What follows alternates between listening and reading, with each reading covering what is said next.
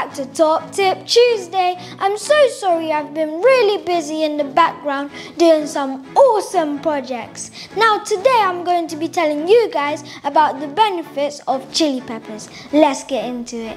Number 1, chili peppers can work as an anti-irritant to your stomach and is a great way to treat stomach ulcers, especially in their powder form. It's rich in antioxidants and other compounds that can soothe other digestive issues like upset stomachs, intestinal gas, diarrhea and cramp. Number 2, chili peppers are rich in beta-carotene and provitamin A. Its provitamin A is key in maintaining a healthy respiratory, intestinal and urinary system. Number 3, chili peppers can also be a natural way to support your cardiovascular system and prevent heart disease.